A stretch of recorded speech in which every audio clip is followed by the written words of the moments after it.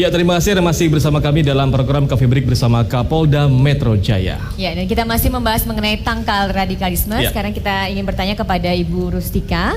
Tadi Pak Ken sudah sempat memaparkan ya bahwa rata-rata ini yang terkena paparan radikalisme atau aksi teroris ini juga adalah anak-anak usia muda, begitu. Ya. Bagaimana dengan data dari yang didapat Bu Rustika?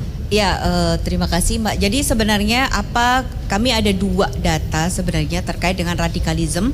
Yang pertama adalah radikalisme di kalangan mahasiswa di Indonesia. Jadi beberapa waktu lalu kami melakukan riset terkait dengan mahasiswa di Indonesia. Data ini berasal dari seluruh akun-akun, karena tadi bicara soal virtual, maka kita bicaranya dari soal virtual dan itu Facebook. Dan ternyata ada satu hal yang menurut saya itu cukup menarik. Yang pertama adalah ternyata universitas atau organisasi-organisasi mahasiswa itu cenderung dekat dengan organisasi Islam radikal daripada dengan organisasi Islam yang tidak radikal. Jadi organisasi seperti NU atau Pagar Nusa atau Ansor itu jarang sekali disukai dalam tanda petik oleh mereka yang usianya 18 sampai 22. Baik. Nah, itu adalah data temuan kita yang pertama. Data temuan kita yang kedua adalah dari seluruh mahasiswa yang turun ke jalan kemarin, kita sempat juga menghitung seberapa besar apakah mereka itu ada yang masuk kelompok radikal. Dan ternyata kita melakukan analisis terhadap mereka dan ternyata ditemukan sejumlah 1,5% dari mahasiswa. Itu adalah catatan pertama terkait dengan mahasiswa, dan ini akan menjadi sangat penting bagaimana kita bisa melakukan pendekatan. Nah, tadi bicara soal antisipasi, kami juga melakukan satu riset gitu. Jadi kalau kita bicara tentang antisipasi, artinya kita harus melakukan satu pendekatan yang lebih soft campaign kalau kita bicara dari udara. Karena segala sesuatu yang bermula dari udara harus diselesaikan dengan udara. Jadi kalau sesuatu yang bermula di udara, terus kemudian di lapangan itu biasanya menurut saya kurang tepat gitu. Nah, apa yang harus kita lakukan adalah kita harus melakukan pemetaan terhadap kelompok-kelompok yang kita anggap sebagai kelompok radikal. Dengan melalui analisis kita bisa melakukan pembahasan lebih detail atau analisis lebih detail bahwa ternyata radikalisme itu ada ukurannya, ada bobotnya, levelnya 2 sampai 5 misalnya seperti itu. Nah, antara mereka yang terpapar radikalisme level 2 misalnya, itu tentu akan berbeda dengan orang-orang yang terpapar radikalisme level 5 misalnya. Nah, satu hal yang menarik terkait dengan riset kami terkait dengan kelompok Islam dan radikal di Jakarta, kita melihat bahwa ternyata 79,85% adalah berjenis kelamin laki-laki. 22,30% berjenis kelamin perempuan. Yang menarik, mereka adalah terbesar adalah mereka yang berusia 22 sampai 30 tahun. Baik. Kemudian setelah itu 18 sampai 21 tahun. Itu adalah mereka yang tergolong, kalau kita lihat itu adalah tergolong dari kelompok yang tendensi ke radikal. Tendensi ke radikal balik lagi dari angka 1 sampai angka 5. Jadi tidak semuanya itu radikal. Nah, menariknya lagi adalah bahwa ternyata kelompok radikal ini gitu yang sudah kita klasifikasi itu mereka tergabung dengan satu page, tergabung dengan page di Facebook. Page itu yang pertama adalah grup kelompok Islam, itu kan sesuatu yang wajar. Yang kedua adalah mereka tergabung dalam forum cari jodoh. Forum cari jodoh, baik. Ya. Ketiga adalah forum alumni. Jadi kelompok-kelompok dari Islam yang radikal kita tendensi tadi, mereka ternyata tergabung di page tersebut, alumni dan forum cari jodoh. Baik. Nah, kemudian yang kedua, catatan kita dari kajian analisis khusus di DKI Jakarta. Jadi setiap daerah itu memiliki kriteria yang berbeda, memiliki level radikal yang berbeda satu dengan yang lain, dan menurut saya ini harus dilakukan pendekatan sesuai dengan jadi kalau kita sebut sebagai micro targeting gitu. masalahnya di mana. Nah, yang kedua adalah terkait dengan grup.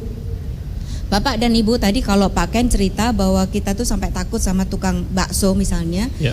Salah satu grup percakapan yang paling banyak diminati oleh kelompok radikal itu adalah kelompok jual beli. Jadi kelompok jual beli itu cukup banyak dan mereka manfaatkan. Kedua adalah kelompok lowongan pekerjaan. Nah, itu ada sesuatu hal yang cukup menarik juga.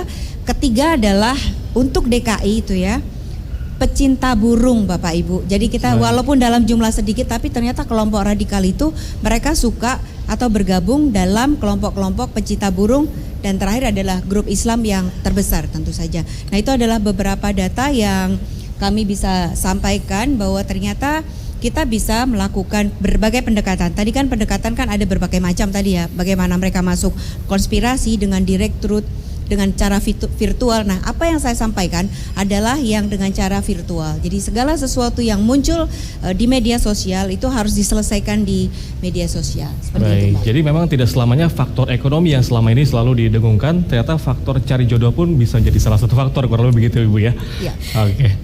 Bu Rustika, mungkin bisa menambahkan sedikit mengapa tadi dari data yang Ibu dapati organisasi-organisasi ini lebih tertarik untuk dekat dengan yang radikal begitu. Apa kampanye-kampanye apa yang dilakukan sehingga membuat mereka tertarik?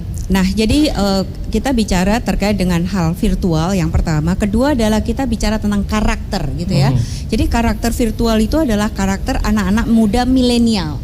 Jadi ketika kita bicara soal radikalisme itu ada hal yang perlu kita menjadi perhatian adalah bahwa anak milenial itu selalu pengen punya status sosial yang lebih tinggi atau dia tuh semacam lifestyle. Jadi jangan sampai radikalisme itu menjadi sesuatu lifestyle.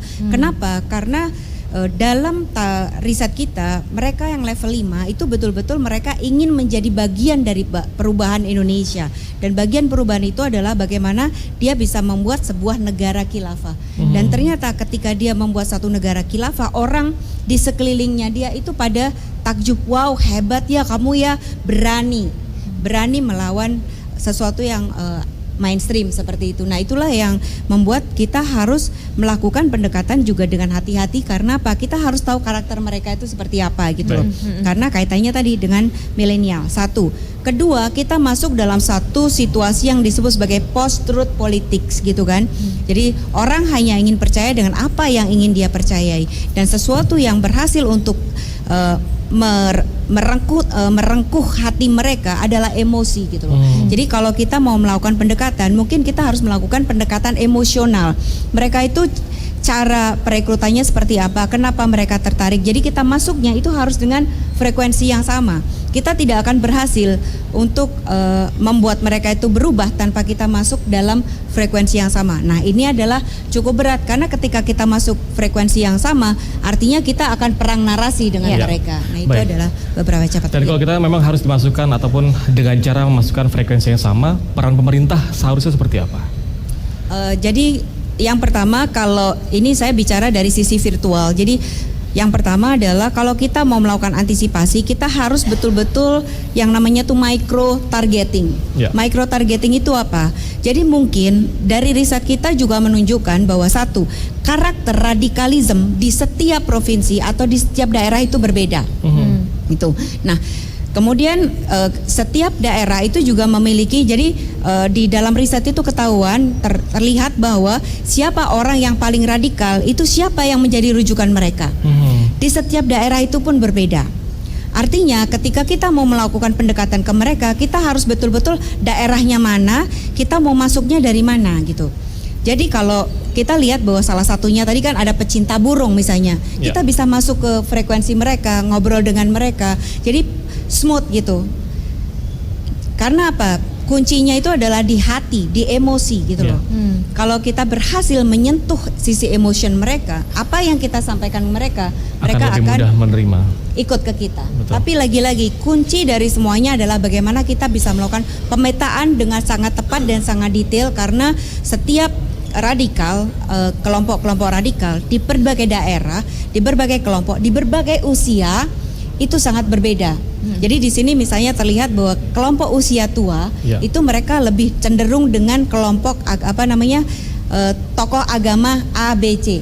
Tapi kelompok yang muda mereka berbeda lagi, dan itu tiap daerah berbeda. Baik. Artinya sebenarnya kita harus betul-betul bisa memetakan dengan sangat clear dan detail, sehingga secara energi nih polisi juga akan jauh lebih enteng karena kita lebih fokus satu gitu. Jadi tidak kebiah uyah. Betul. Nah, itu menurut pandangan saya. Terima kasih. Baik, dan pemirsa kami akan kembali usaha jeda berikut ini. Tetaplah bersama kami dalam program Coffee Break bersama Kapolda Metro Jaya.